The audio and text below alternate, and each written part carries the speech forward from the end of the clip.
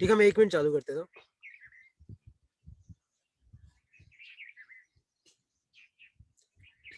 देखो, तो अपना टॉपिक है रिजॉल्विंग पावर।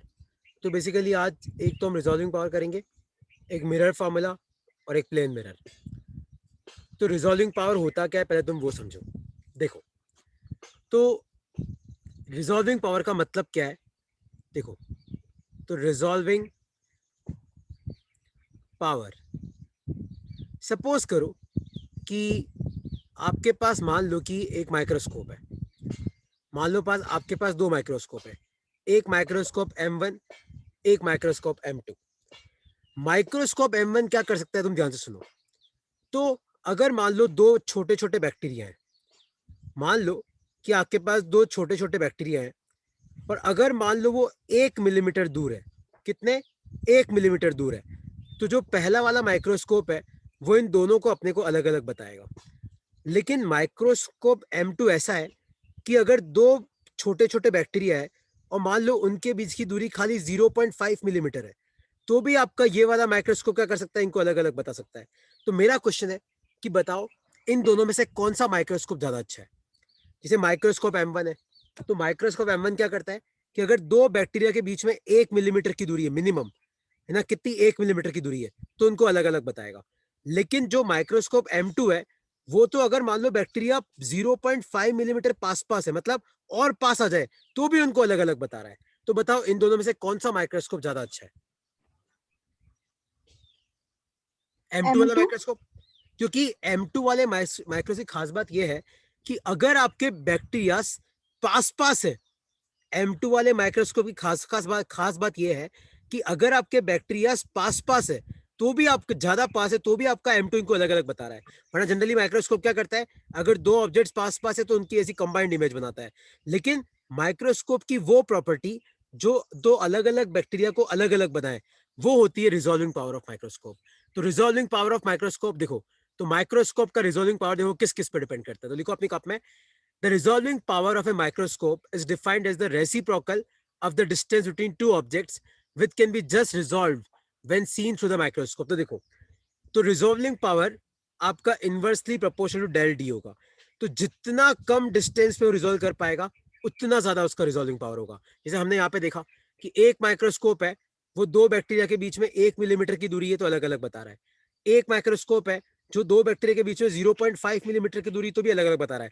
मतलब दूसरे वाला माइक्रोस्कोप स्ट्रॉगर है, दूसरे वाले माइक्रो रिजॉल्विंग पावर ज्यादा है, तो resolving power inversely proportional to ये डिस्टेंस होता है। तो माइक्रोस्कोप का जो रिजॉल्विंग पावर होता है, उसका फॉर्मूला होता है 2n sine theta upon lambda. लिख लो अपनी कप में। तो माइक्रोस्कोप का जो रिजॉल्विंग पावर होता है वो होता है 2n sine theta upon lambda. लिख लो अपनी कप में, लिख लो इसको। और ये बहुत इंपॉर्टेंट फॉर्मूला है, तुम्हें पता होना चाहिए कि एक माइक्रोस्कोप का रिजॉल्विंग पावर किस किस पर डिपेंड करता है। तो देखो, अब सबसे पहले अपन बात करते हैं एन की। तो एन क्या है, सपोज करो कि ये आपका लेंस है और यहाँ पे आपके बैक्टीरिया पड़े हुए हैं, इस जगह आपका बैक्टीरिया पड़ा हुआ है और ये आपका लेंस है। तो मान लो कि मैं बीच में कोई मीडियम भर दूं जिसका रिफ्रेक्टिव इंडेक्स है एन। तो ये होता है आपका refractive index of oil between lens and object. तो जनरली लेंस और ऑब्जेक्ट के बीच में हम एक मटेरियल भरते हैं या एक लिक्विड भरते हैं, इसका रिफ्रेक्टिव इंडेक्स एन होता है। अब थीटा क्या है, देखो थीटा आपका ये वाला एंगल है। कौन सा एंगल है, ध्यान से देखो, ये वाला एंगल है आपका थीटा। तो तुम खुद मुझे बताओ, जितना बड़ा आपका लेंस होगा उतना आपका थीटा होगा। तो थीटा बेसिकली किस पे डिपेंड करता है, एपर्चर पे। एपर्चर मतलब आपका लेंस का डायमीटर कितना ज्यादा है।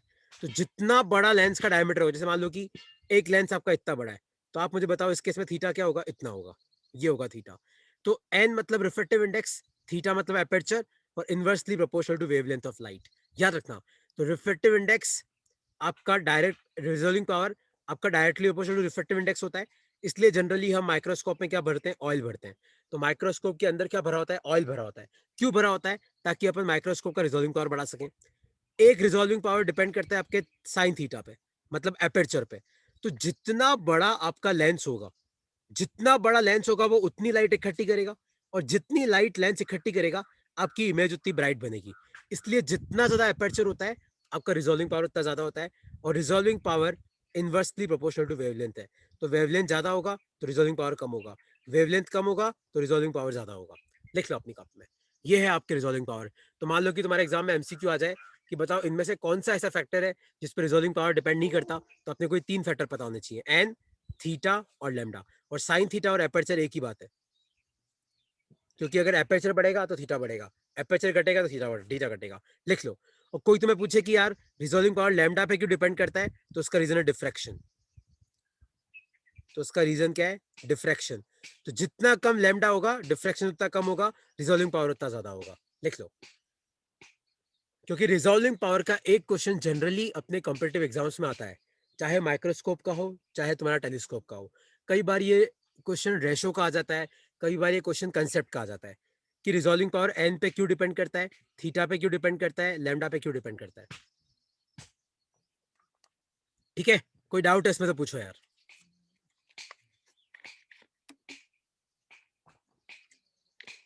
कोई भी डाउट है इसमें तो पूछ लो। श्रेया कोई डाउट है, प्रखर कोई डाउट है, मयूर, हर्षद कोई डाउट है तो पूछो। No sir. अच्छा, तो ये है तुम्हारा रिजॉल्विंग पावर ऑफ माइक्रोस्कोप। ये फॉर्मूला कहां से आया तुम्हें उस झंझट में पढ़ने की जरूरत नहीं है, तुम्हें खाली एक झंझट में पढ़ने की जरूरत है कि रिजॉल्विंग पावर होता क्या है। नेक्स्ट लिखो, resolving power of telescope. Resolving power of telescope.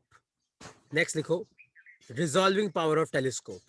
देखो, जैसे मान लो कि आसमान में बहुत दूर 2 तारे हैं। क्या है 2 तारे? तो हम तारों को देखने के लिए क्या यूज करते हैं, हम तारों को देखने के लिए यूज करते हैं टेलीस्कोप।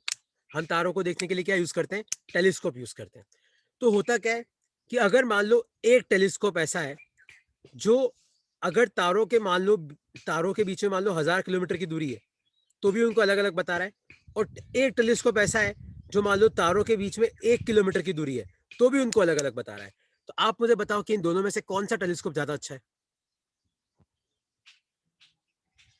एक टेलीस्कोप ऐसा है कि अगर मान लो तारों के बीच में 1000 किलोमीटर की दूरी है तो उनको वो अलग अलग बताएगा, 1000 से कम हुई तो फिर आपको ऐसा इमेज दिखाई देगा। एक टेलीस्कोप ऐसा है जो मान लो तारों के बीच में 1 किलोमीटर की दूरी है तो भी उनको अलग अलग बताएगा। तो आप मुझे बताओ इन दोनों में से कौन सा टेलीस्कोप अच्छा है, पहला वाला कि दूसरा वाला? सेकंड वाला। सेकंड वाला। तो सेकंड देखो, याद रखना कि एक टेलीस्कोप की रिजॉल्विंग पावर का फॉर्मूला क्या होता है, वो होता है रिजॉल्विंग पावर ऑफ टेलीस्कोप का फॉर्मूला होता है ए अपॉन 1.22 लैम्डा। अब ए का मतलब क्या है, जैसे मान लो कि आप टेलीस्कोप के अंदर जो कॉन्वेक्स लेंस यूज कर रहे हो, मान लो उसका एपर्चर आपको ए दे रखा है और लैम्डा आपकी वेवलेंथ है।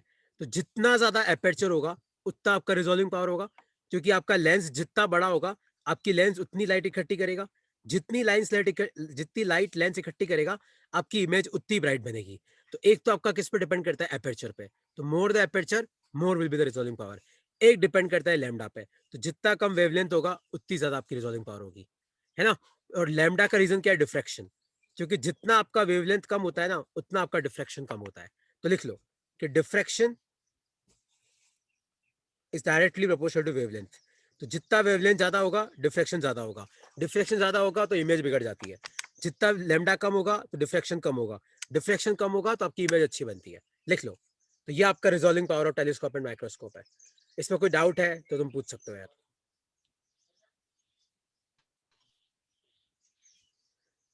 कोई सर डाउट है इसमें तो आप डिफ्रैक्शन पूछ क्या सकते होता हो। है? क्या हो गया? डिफ्रैक्शन क्या होता है? डिफ्लेक्शन का मतलब है, देख, तो लास्ट क्लास में नहीं था क्या, डिफ्लेक्शन का मतलब है कि अगर मान ले कि कोई होल है और मान ले कोई लाइट आ रही है, तो इस होल के यहाँ से तो जो लाइट है ना वो ऐसे सब तरफ फैलना चालू हो जाती है। तो अगर मान ले लाइट के पाथ में कोई ऑब्स्टेकल है तो लाइट उस ऑब्स्टेकल के यहाँ से इस तरीके से स्प्रेड होना चालू हो जाती है। तो जितना ज्यादा तेरा वेवलेंथ होगा उतना ज्यादा डिफ्लेक्शन होता है, मतलब लाइट उतनी ज्यादा फैलती है। तो लाइट अगर ज्यादा फैलेगी तो तेरी इमेज कम ब्राइट बनेगी, तो इमेज शार्प नहीं बनती है। तो जितना डिफ्लेक्शन कम होता है इमेज अच्छी बनती है, इमेज अच्छी बनेगी तो देखो तारे अलग अलग नजर आएंगे। ठीक है सर, समझ गया। क्या? ओके, अब नेक्स्ट आते हैं हम, ये हो गया रिजॉल्विंग पावर। अब नेक्स्ट आते हैं हम, नेक्स्ट लिखो अपनी कॉपी में, टॉपिक लिखो रिफ्लेक्शन। टॉपिक लिखो अपनी कॉपी में रिफ्लेक्शन। तो रिफ्लेक्शन कहाँ से होता है? एक आपका रिफ्लेक्शन होता है मिरर से, ये आपको याद रखना है कि रिफ्लेक्शन कहाँ से होता है, मिरर से होता है। तो मिरर में बेसिकली 2 लॉ फॉलो होते हैं। जो तुम्हें पता है कि पहला लो तो क्या है कि आपका ये एंगल ऑफ इंसिडेंस, ये एंगल ऑफ रिफ्लेक्शन, तो आई इक्वल टू आर होता है। और दूसरा, ये आपकी इंसिडेंट लाइट है, ये आपकी रिफ्लेक्टेड लाइट है, और ये जो डॉटेड लाइन है इसको बोलते हैं अपन नॉर्मल। तो रिफ्लेक्शन में क्या होता है, इंसिडेंट लाइट, रिफ्लेक्टेड लाइट और नॉर्मल तीनों एक ही प्लेन में होते हैं, मतलब इनका प्लेन अलग नहीं होता है। तो दूसरी प्रॉपर्टी पे इतना ध्यान मत दो, तुम पहली प्रॉपर्टी पे ध्यान देना कि लॉ ऑफ रिफ्लेक्शन में angle of incidence will be equal to angle of reflection. I किसके बराबर होता है, बेसिकली आर के बराबर होता है। तो देखो, जैसे मान लो एक सिंपल रिफ्लेक्शन का, मान लो मैं तुम्हें क्वेश्चन पूछूं कि सपोज करो कि ये आपका एक प्लेन मिरर है, और मान लो ये आपका एक प्लेन मिरर है, और मान लो ये एंगल 90 है, और मान लो आपकी एक लाइट ऐसे आ रही है, और मान लो आपको ये एंगल दे रखा है 30 डिग्री, है ना। तो आपको बताना है कि जैसे मान लो इस क्वेश्चन को मैं करके बताता हूँ कि ये लाइट का अब पाथ कैसे होगा। तो पहले ये लाइट यहाँ पे रिफ्लेक्ट करेगी, तो पहले आपकी लाइट इस जगह रिफ्लेक्ट करेगी, तो ये एंगल ऑफ इंसिडेंस आई हो जाएगा। तो आई कितना होगा, देखो 60 डिग्री होगा नहीं होगा, क्योंकि ये 30 होगा तो ये 60 होगा, तभी 90 होगा, ताकि लाइट ऐसे जाएगी। तो ये भी क्या हो जाएगा, 60 डिग्री, क्योंकि आई किसके बराबर होता है, आर के। अब यहाँ पे लाइट इंसिडेंट हुई, ये आपका नॉर्मल है, तो ये 60 है, तो ये भी कितना हो जाएगा 60, और ये कितना हो जाएगा 30, तो आपकी फाइनली लाइट ऐसे जाएगी, तो ये आ जाएगा आपका 30 डिग्री। ये आया समझ में कि नहीं समझ में आया। तो तुम्हें अगर रिफ्लेक्शन के बहुत बेसिक क्वेश्चंस आते हैं जिसमें प्लेन मिरर लगा हुआ है, तो तुम्हें इस तरीके से आई और आर ढूंढना होता है। तो कई बार एग्जाम में तुम्हें ये वाला एंगल दे रखा होता है और तुम्हें ये वाला एंगल पूछा होता है, तुम्हें करना कुछ नहीं है, नॉर्मल बनाओ, तो एक तरफ इंसिडेंट एंगल होता है, एक तरफ रिफ्लेक्टेड एंगल होता है, और आई किसके बराबर है, आर के। जैसे ये एंगल 90 है, और आपको बेसिक रूल्स याद रखने हैं। बेसिक रूल्स मतलब जैसे ये वाला एंगल इसके बराबर होता है, ये वाला एंगल इसके बराबर होता है, ये आपको बेसिक रूल्स याद रखने हैं। तो ये अगर बेसिक रूल्स पता है तुम्हें, तो तुम्हें कोई भी दिक्कत नहीं होगी क्वेश्चन सॉल्व करने में, है ना। जैसे मान लो कि इसका एक क्वेश्चन मैं तुम्हें पूछता हूँ, तो क्वेश्चन है ये, मान लो कि तुम्हें दे रखा है कि ये दो प्लेन मिरर है, मान लो ये एक प्लेन मिरर है, ये एक प्लेन मिरर है, और मान लो तुम्हें दे रखा है कि ये एंगल 30 डिग्री है, ये कितना है 30 डिग्री का एंगल है, और मान लो मैं तुम्हें बोलता हूँ कि ये आपकी इंसिडेंट लाइट है, ये क्या है आपकी इंसिडेंट लाइट, ये वाला, और मान लो ये वाला एंगल अल्फा है, ये वाला कौन सा एंगल है, अल्फा एंगल है। तो आपको बताना है कि ये लाइट जब जाएगी तो दिखने में कैसी होगी, मतलब इस लाइट का पाथ जब जाएगा तो दिखने में कैसा होगा। तो क्या करना है, देखो, तो चार ऑप्शन होंगे, लेकिन चारों ऑप्शन में चेक करने के लिए आपको तो फिर भी रे डायग्राम पूरा करना पड़ेगा। तो यहाँ पे आप ऐसे नॉर्मल बना दो, तो ये 30 है, तो ये भी कितना आ जाएगा 30, तो ये कितना आ जाएगा 60, और ये 60 है, तो देखो आपका यहाँ पे क्या निकलेगा, ऐसे 60 निकलेगा, और ये वापस क्या आ जाएगा 30 आ जाएगा। आया समझ में कि नहीं समझ में आया। तो ये अगर आपका मान लो ये 30 है, तो ये आपका 30 है, तो ये 60 हो जाएगा, तो ये 60 हो जाएगा, तो ये कितना आ जाएगा, ये आ जाएगा आपका 30 आ जाएगा। आया समझ में। तो 30 और 30 कितना हो जाएगा, ये तो 60 हो जाएगा, तो तीसरा एंगल कितना आएगा 120। तो बेसिकली ये ऐसा आएगा, इस तरीके से, इस तरीके से, तब ये 120 होगा। देखो क्वेश्चन क्या है, देखो आप बताता हूँ मैं, क्वेश्चन आपको ऐसा दे रखा है कि इस तरीके से आपके पास दो प्लेन मिरर है, ठीक है, और ये एंगल आपको 30 डिग्री दे रखा है, और आपके पास एक लाइट ऐसे आ रही है इस तरीके से। तो आप मुझे बताओ, ये 30 है तो ये भी कितना होगा, 30 होगा, इसमें तो कोई डाउट नहीं है। तो फिर तुम यहाँ पे एक नॉर्मल बनाओ, मतलब एक परपेंडिकुलर बनाओ, तो ये 30 है तो ये कितना हो जाएगा 60 हो जाएगा। तो एक बात पक्की है कि यहाँ पे भी आपका जो एंगल आएगा वो क्या आएगा, ये 60 तो यहाँ पे भी आपका 60 निकलेगा, तो यहाँ पे आपका इस तरीके से निकलेगा, तो ये 60 हो जाएगा, तो ये वापस कितना आ जाएगा, ये आपका 30 आ जाएगा, तो ये इस तरीके से यहाँ पहुंचेगा, ठीक है, यहाँ पे इस तरीके से यहाँ पहुंचेगा, तो ये आपका 30 हो जाएगा। वापस यहाँ पे नॉर्मल बनाना, ये वापस यहाँ पे जाएगा, और ये ऐसे होते चला जाएगा इस तरीके से। तो आपको इस तरीके से वहां पे रे डायग्राम बनाना पड़ेगा।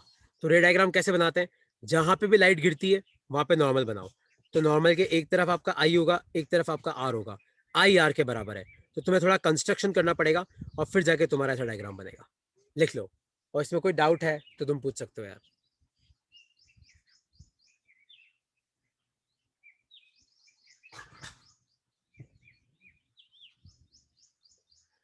कोई भी डाउट है इसमें तो पूछो।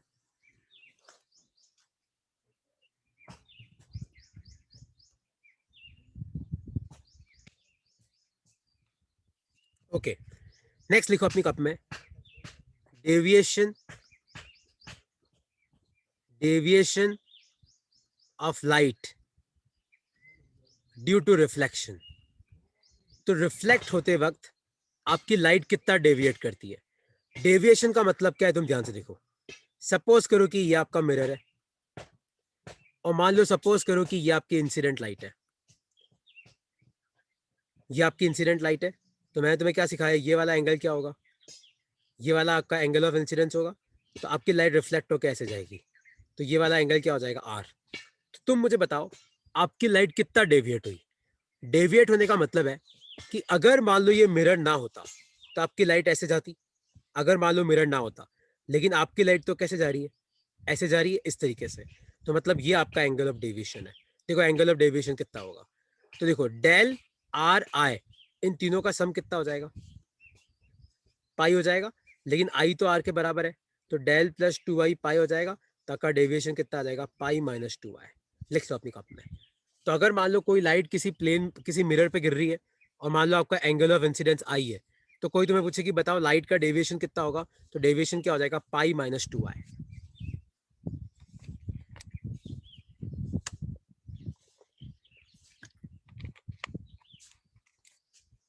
आया समझ में कि नहीं समझ में आया। तो ये आपकी इंसिडेंट लाइट है, और यहाँ पे मिरर है, तो आपकी लाइट रिफ्लेक्ट होकर चली गई, तो आई आर के बराबर होगा, लॉ ऑफ रिफ्लेक्शन। अब मेरा क्वेश्चन है कि बताओ लाइट का कितना डेविएशन हुआ। तो मैं तुम्हें ये बोल रहा हूँ कि इमेजिन करो यहाँ पे मिरर है ही नहीं, तो अगर यहाँ मिरर है ही नहीं तो लाइट आपकी जाएगी सामने चली जाएगी। लेकिन अपनी रियलिटी में लाइट कैसे हो रही है, ऐसे जा रही है। तो ये आपका डेविएशन है डेल्टा। तो इन तीनों को ऐड करो, आई प्लस आर प्लस डेल्टा, तो ये कितना आ जाएगा, पाई आ जाएगा। पर आई और आर तो बराबर है, तो ये आ जाएगा डेल्टा प्लस 2i पाई। तो आपका डेविएशन कितना आ गया, पाई माइनस 2i। कोई डाउट है प्रखर इसमें तो पूछो। मयूर कोई डाउट नो है, सर। समझ में आ गया। अच्छा अब एक क्वेश्चन लिखो अपनी कप में, तो क्वेश्चन लिखो अपनी कप में, if angle of incidence changes with 2 degree पर सेकेंड। मान लो कि आपका एंगल ऑफ इंसिडेंस चेंज कर रहा है, comma how will angle of deviation change. तो आपको बताना है कि एंगल ऑफ डेविएशन किस रेट से चेंज करेगा। तो अगर मान लो मैं एंगल ऑफ इंसिडेंस को चेंज कर रहा हूं 2 डिग्री पर सेकेंड से, तो angle of incidence her second कितना चेंज कर रहा है, 2 डिग्री। तो आपको बताना है कि एंगल ऑफ डेविएशन किस रेट से चेंज करेगा। तो डेविएशन का फॉर्मूला क्या है, पाई माइनस 2i। आप दोनों तरफ टाइम के रेस्पेक्ट डिफरेंशिएट कर दो। इसका डिफरेंशिएशन क्या होगा, D del upon D T. Pi तो कांस्टेंट है, माइनस की जगह माइनस, 2 की जगह 2, और ये आ जाएगा D I by D T. लेकिन आपको क्या दे रखा है कि एंगल ऑफ इंसिडेंस किस रेट से चेंज कर रहा है, 2 डिग्री पर सेकेंड। तो इसकी जगह लिख दो 2 डिग्री, तो ये कितना आ जाएगा, -4 डिग्री पर सेकेंड। ये आपका आंसर है। तो तुम्हें ये फॉर्मूला याद रखना है कि अगर एंगल ऑफ इंसिडेंस चेंज कर रहा है D I by D T से, तो एंगल ऑफ डेविएशन किस रेट से चेंज करेगा, 2 into D I by D T. लिख लो अपनी कॉपी में, ये फॉर्मूला लिख लो अपनी कॉपी में। और इसमें कोई डाउट है तो तुम पूछ सकते हो यार।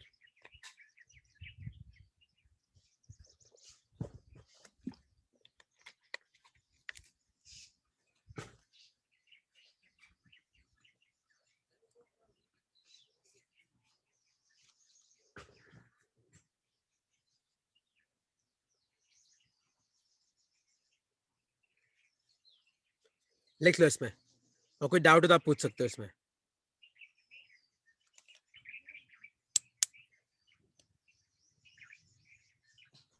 Clear sir. हो गया।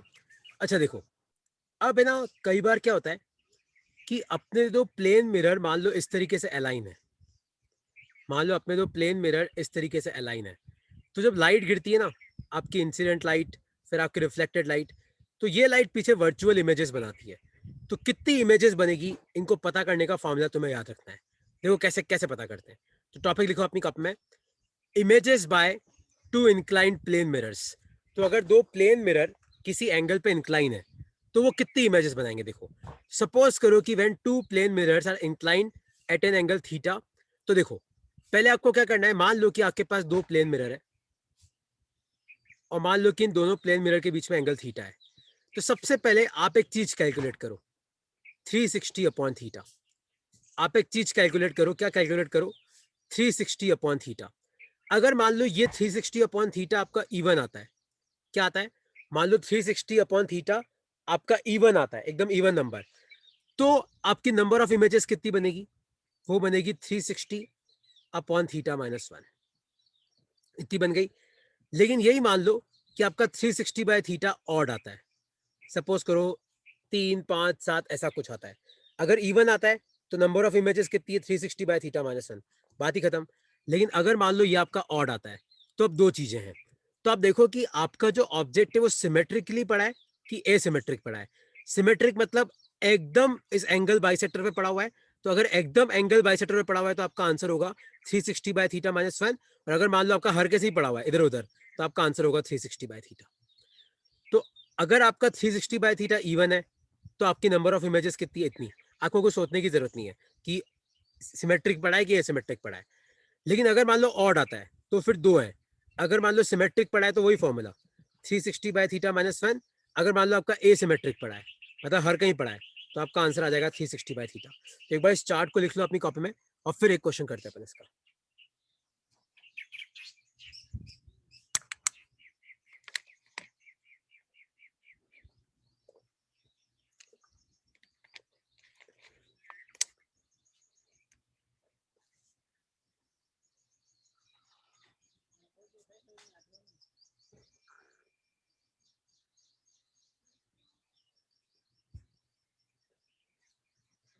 ठीक है, जैसे मान लो एक क्वेश्चन मैं तुम्हें पूछता हूँ ये वाला। सपोज करो कि तुम्हारे पास दो प्लेन मिरर है और मान लो कि इन दोनों प्लेन मिरर के बीच में एंगल है 45 डिग्री। तो आपको बताना है कि नंबर ऑफ इमेजेस कितनी बनेगी।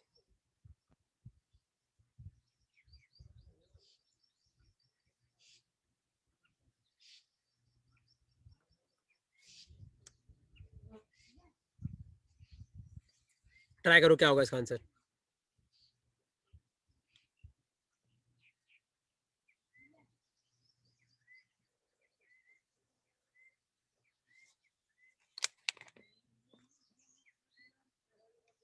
सर 7। देखो पहले अपन एक काम करते हैं, 360 बाय थीटा निकालते हैं। तो 360 अपॉन 45 कितना आ जाएगा? आई थिंक 8 आएगा ये। 8 आया तो 8 तो क्या है? इवन। और मैंने तुम्हें क्या बोला? अगर आपका आंसर इवन आता है तो नंबर ऑफ इमेजेस कितनी होती है? 360 बाय थीटा माइनस 1।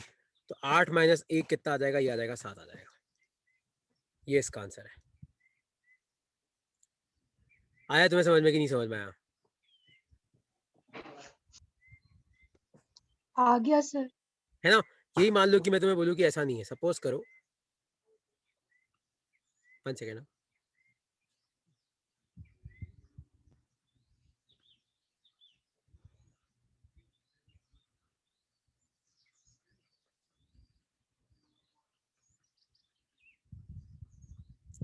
मान लो कि तुम्हारा इस तरीके से है। सपोज करो, जस्ट गिव मी 1 सेकेंड।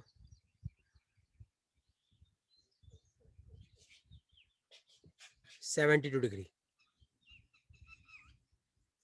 और आपका ऑब्जेक्ट एकदम यहाँ पे पड़ा है, इस जगह, मतलब कोई सिमेट्रिक पोजीशन नहीं है। तो आपका आंसर क्या होगा?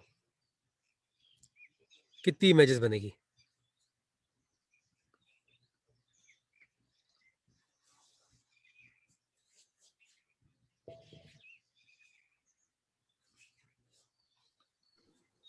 सर 5। देखो पहले अपन एक काम करते हैं, 360 अपॉन 72 निकालते हैं। तो ये कितना आ गया? 5। तो ये अब ऑड है। तो ऑड केस में दो दिखते हैं कि आपका ऑब्जेक्ट सिमेट्रिक है कि एसिमेट्रिक है। तो सिमेट्रिक है तो आपका आंसर आता है 360 अपॉन थीटा माइनस 1। और एसिमेट्रिक है तो 360 बाय थीटा। तो इसका आंसर कितना आ जाएगा? 5 आ जाएगा इसका आंसर। और कोई डाउट है इसमें तो तुम पूछ सकते हो कि अगर दो प्लेन मिरर किसी एंगल पे इंक्लाइन है तो आपका इमेजेस कैसा बनेगा? कोई डाउट है इसमें तो पूछो यार।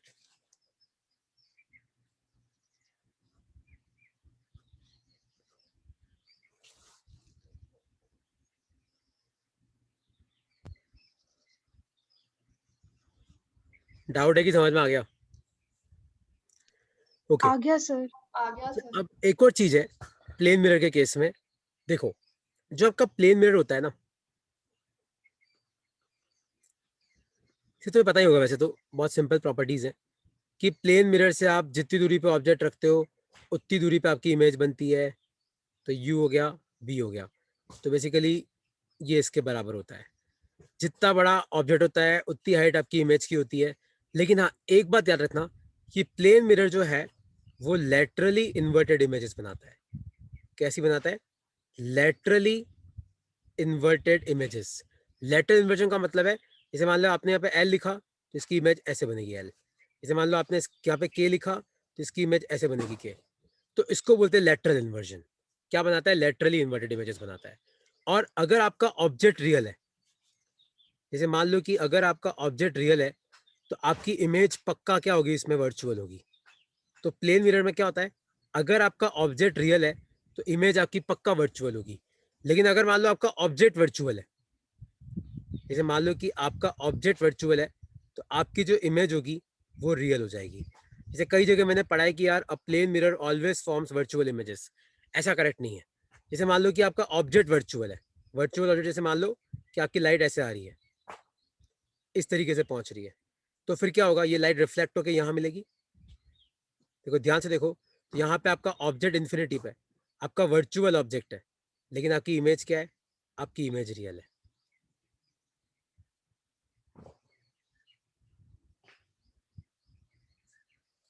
सर एक बार फिर से बता दो क्या ये वाला? देख, अगर तेरा ऑब्जेक्ट रियल है प्रखर, तो इमेज वर्चुअल बनेगी। जैसे मान ले कि तू यहाँ पे खड़ा है, ये प्लेन मिरर है, तेरी इमेज जो बनेगी ये वर्चुअल है। लेकिन अगर मान ले तेरा ऑब्जेक्ट ही वर्चुअल है, तो तेरी इमेज क्या बनेगी? रियल बनेगी।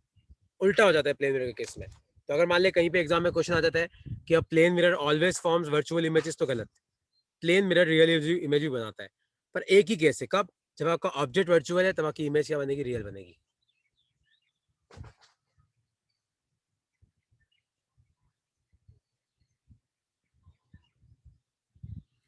जैसे मान लो कि तुम ये कर लो, जैसे मान लो एक कॉनकेव मिरर रखो, तो कॉनकेव मिरर की तरफ मान ले कि ऐसे लाइट आ रही है, तो लाइट रिफ्लेक्ट होकर क्या जा रही है? फोकस की तरफ। तो यहाँ पे तुम एक प्लेन मिरर रख दो, तो ये प्लेन मिरर क्या करेगा? लाइट को यहाँ पे फोकस करेगा, इस जगह। ठीक है, यहाँ पे प्लेन मिरर ने कैसी इमेज बनाई? तो खुद बताओ, रियल है कि नहीं?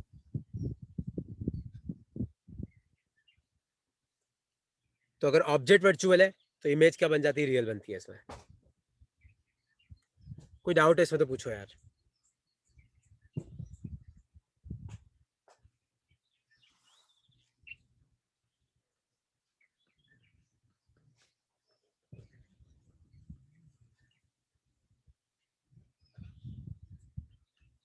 क्लियर हो गया कि डाउट है इसमें? ओके, कोई डाउट नहीं है। तुम ध्यान से देखो, एक और चीज याद रखना कि सपोज करो कि ये आपका प्लेन मिरर है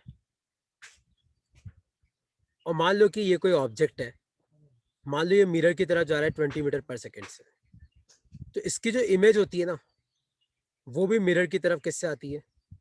20 मीटर पर सेकेंड से। तो अगर मान लो ऑब्जेक्ट की वेलोसिटी 20 आई कैप है, तो इमेज की क्या हो जाएगी? -20 आई कैप। आया तुम्हें समझ में कि नहीं समझ में आया? तो अगर मान लो वेलोसिटी ऑफ ऑब्जेक्ट आपको 20 आई कैप दे रखी है, तो वेलोसिटी ऑफ इमेज क्या हो जाएगी? -20 आई कैप। तो कोई तुम्हें पूछे कि बताओ what will be VIO, velocity of image with respect to object. तो अगर तुम्हें नहीं पता है तो मैं तुम्हें रिवाइज करा देता हूँ। इसको बोलते हैं अपन रिलेटिव वेलोसिटी। तो रिलेटिव वेलोसिटी का मतलब होता है किसी ऑब्जेक्ट की वेलोसिटी किसी और के कंपैरिजन में निकालना। तो VIO का मतलब है velocity of image with respect to object. तो VIO को खोलोगे तो ऐसा आएगा, VI माइनस VO। ये कितना आ जाएगा? -20 आई कैप, -20 आई कैप। तो ये कितना आ जाएगा? -40 आई कैप। इसका मतलब क्या है कि ऑब्जेक्ट अगर मिरर की तरफ 20 मीटर पर सेकेंड से जाएगा तो इमेज मिरर की तरफ 20 मीटर पर सेकेंड से आएगी। ये तुम्हें याद रखना है। लेकिन कोई तुम्हें ये पूछे कि अगर ऑब्जेक्ट इमेज को देखेगा, अगर मान लो ऑब्जेक्ट इमेज को देखेगा, तो फिर इमेज की वेलोसिटी कितनी होगी? 40 मीटर पर सेकेंड। आया तुम्हें समझ में कि नहीं समझ में आया? इसको बोलते हैं रिलेटिव वेलोसिटी। तो अगर एक ऑब्जेक्ट किसी दूसरे ऑब्जेक्ट की वेलोसिटी निकालता है तो उसको बोलते हैं अपन रिलेटिव वेलोसिटी। तो रियलिटी में तो ऑब्जेक्ट की कितनी है? 20 आई कैप उधर की तरफ, इमेज की कितनी है? -20 आई कैप। लेकिन मैं बोलूं कि यार ऑब्जेक्ट अगर इमेज को देखेगा तो बताओ इमेज की वेलोसिटी कितनी है? तो इसको बोलते हैं अपन रिलेटिव वेलोसिटी। इसको डिनोट करते हैं VIO से। तो velocity of image with respect to object, और VIO का फॉर्मूला हो जाएगा VI माइनस VO। तो आपको वी आई और वी ओ की वैल्यू पुट करनी है, आपका आंसर आ जाएगा।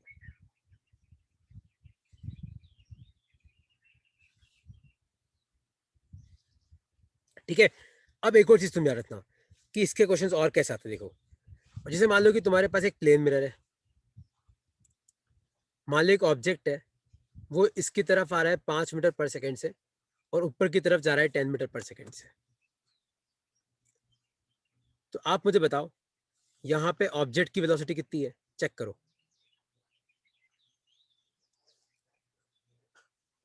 तो यहाँ पे ऑब्जेक्ट की वेलोसिटी कितनी, ध्यान से देखो, इधर जा रहा है 5 से तो आ जाएगा 5 i कैप, ऊपर जा रहा है 10 से तो आ जाएगा +10 j कैप। लेकिन अब तुम इमेज को देखना, तो होगा क्या, ऑब्जेक्ट मिरर की तरफ जा रहा है तो इमेज भी मिरर की तरफ आएगी 5 मीटर पर सेकेंड से, लेकिन ये वाला कंपोनेंट ऐसा कैसा ही रहेगा 10 मीटर पर सेकेंड। तो आपकी वेलोसिटी ऑफ इमेज कितनी आ जाएगी, ध्यान से देखो, ये वाली वेलोसिटी उल्टी हो जाती है। कौन सी, जो वेलोसिटी आपके मिरर के परपेंडिकुलर है वो उल्टी कर दो, ये हो जाएगा -5 i कैप, पर जो वेलोसिटी मिरर के पैरेलल है वो ऐसी की वैसी रहेगी, तो +10 j कैप, ये इसका आंसर है।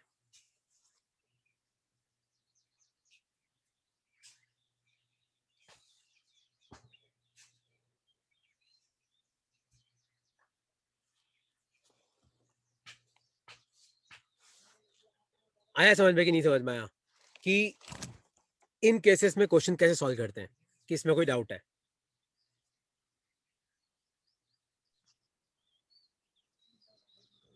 आ गया सर।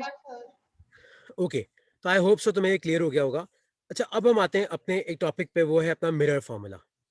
देखो, तो इन सब के डेरिवेशन पे जाने से कोई फायदा नहीं है।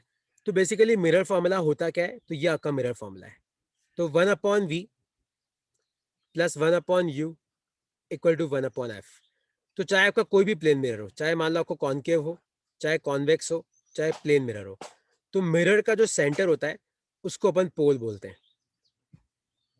तो पोल से ऑब्जेक्ट की जो दूरी है उसको u बोलते हैं, और इमेज की जो दूरी है उसको v बोलते हैं, और f फोकल लेंथ होता है। और प्लेन मिरर का याद रखना, फोकल लेंथ आपका इन्फिनिटी होता है। तो प्लेन मिरर का फोकल लेंथ क्या होता है, आपका इन्फिनिटी होता है।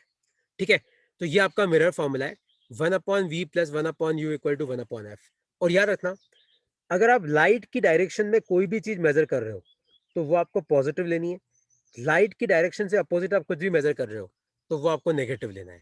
इसका मतलब क्या है, इस लाइन का मतलब, इस लाइन का मतलब ये है कि सपोज करो कि तुम्हारे पास ये कॉनकेव मिरर है, और मान लो कि ये आपके पास पोल है, ये इसका फोकस है, मान लो ऑब्जेक्ट यहाँ पे पड़ा हुआ है। तो ध्यान से देखो, पहले आप पोल पे आके बैठ जाओ।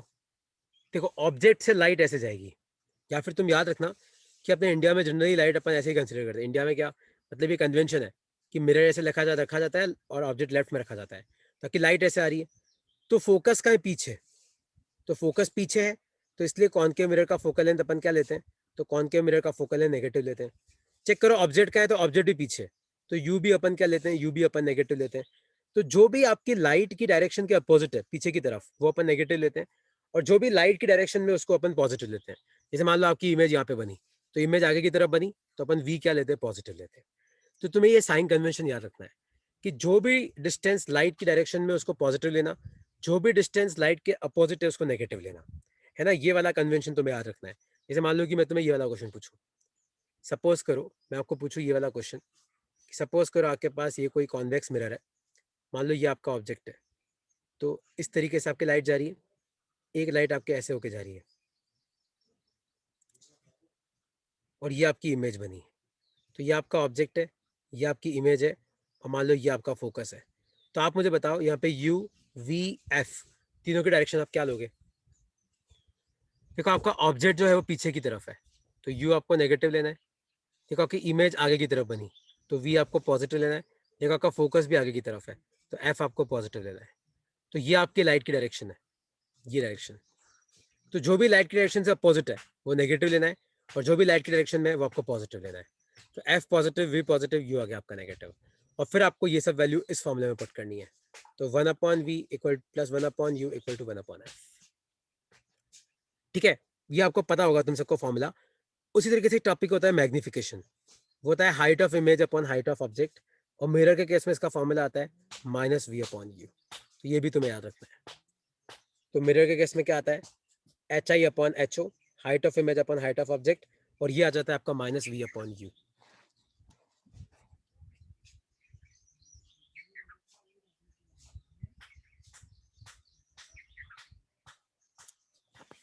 लिख लो।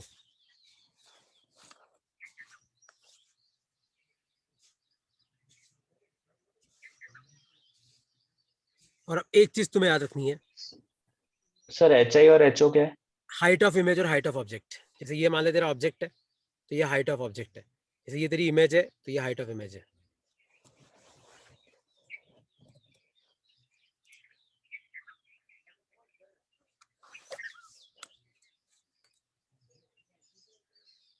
ठीक है, देखो अब एक चीज तुम्हें याद रखना है कि अगर लिखो इफ ऑब्जेक्ट इज रियल, जो अपने केस में 99% क्वेश्चन अपने केस में यही आते हैं कि आपका ऑब्जेक्ट रियल है, तो याद रखना अगर मैग्निफिकेशन की वैल्यू 0 और 1 के बीच में है तो ये आपका कॉन्वेक्स मिरर होगा। अगर मैग्निफिकेशन की वैल्यू 1 है तो ये आपका प्लेन मिरर होगा। ये कौन से केस बता रहा हूं मैं, जब आपका ऑब्जेक्ट रियल है। और इसके अलावा मैग्निफिकेशन की कोई भी वैल्यू है, मतलब 0 और 1 के बीच में और 1 को छोड़ के कोई भी वैल्यू है, तो आपका क्या मिरर होगा, कॉनकेव मिरर होगा। तो कौन सा मिरर होगा,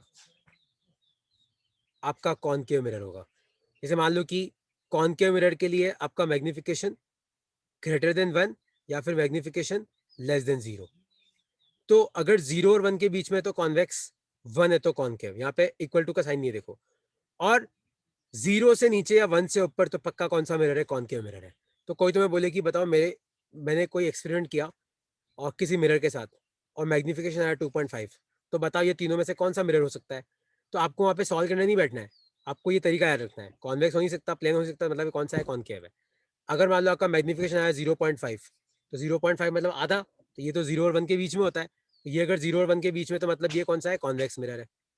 आया समझ में, ये आपको याद रखना है। ठीक है, और याद रखना कि मैग्निफिकेशन अगर पॉजिटिव है तो आपकी वर्चुअल और इरेक्ट इमेज बनती है, और मैग्निफिकेशन अगर नेगेटिव है तो आपकी रियल और इन्वर्टेड इमेज बनती है। तो मैग्निफिकेशन नेगेटिव तो रियल इन्वर्टेड, पॉजिटिव है तो वर्चुअल और इरेक्ट इमेज बनती है। तो ध्यान से देखो, कॉन्वेक्स मिरर में आपकी हमेशा वर्चुअल और इरेक्ट ही है, क्योंकि मैग्निफिकेशन 0 और 1 के बीच में है। प्लेन मिरर में भी वर्चुअल इरेक्ट है क्योंकि मैग्निफिकेशन 1 है। कॉनकेव में आपकी वर्चुअल इरेक्ट भी हो सकती है क्योंकि m ग्रेटर देन 1 है, और लेस देन 0 है मतलब नेगेटिव भी हो सकती है, तो रियल इन्वर्टेड भी हो सकती है। तो कॉनकेव आपका हर तरीके की इमेज बनाता है, और कॉन्वेक्स आपका कैसा बनाता है, वर्चुअल इरेक्ट। प्लेन मिरर भी कैसा बनाता है, वर्चुअल इरेक्ट। और ये तीनों कंडीशन कब एप्लीकेबल है, जब आपका ऑब्जेक्ट रियल है। अगर मान लो आपका ऑब्जेक्ट वर्चुअल है तो फिर अपन नहीं लिख सकते, फिर अपन पता नहीं कर सकते, फिर अपने को मिरर फॉर्मूला से ही पता करना पड़ेगा। अच्छा देखो, अब एक काम है तुम सबके लिए। काम ये कि देखो, एक टॉपिक आता है फ्रिक्शन। क्या टॉपिक आता है, एक आपका टॉपिक आता है फ्रिक्शन, और एक आपका टॉपिक आता है डॉपलर इफेक्ट। एक आपका टॉपिक आता है डॉपलर इफेक्ट, और एक आपका टॉपिक आता है बीट्स। देखो, नेक्स्ट क्लास में अपना मेन फोकस इन तीनों पे रहेगा, और एक मिरर, तो है ना, कुछ मिरर के क्वेश्चंस मैं तुम्हें भेजूंगा, वो तुम्हें सॉल्व करने एक मिरर पे रहेगा, और फिर अपन चालू करेंगे अपना रिफ्रैक्शन फॉर्मूला। तो नेक्स्ट क्लास में देखो, फ्रिक्शन, डॉपलर इफेक्ट, बीट्स और मिरर फॉर्मूला, और आपका एक और क्या बोला मैं, रिफ्रैक्शन। तो नेक्स्ट क्लास में तुम्हें रिज्वाइन करना पड़ेगा मेरी क्लास को। तो क्लास खत्म होने के बाद तुम्हें रिज्वाइन करना है वापस। तो तुम एक बार इन तीनों टॉपिक को पढ़ के रखना। अगर तुम्हें आते तो बहुत अच्छी बात है, नहीं आते तो मैं तुम्हें सिखाऊंगा। फ्रिक्शन, डॉपलर इफेक्ट, बीट्स, और फिर अपना क्या आएगा, मिरर फॉर्मूला और रिफ्रैक्शन फॉर्मूला। दो चीजें अपन करेंगे, है ना। तो मिरर फॉर्मूला की डीपीवी में तुम्हें याद भेजूंगा, फ्रिक्शन की भी याद भेजूंगा, वो तुम्हें ट्राई करके रखनी है। डाउट से तो मुझे पूछ लेना।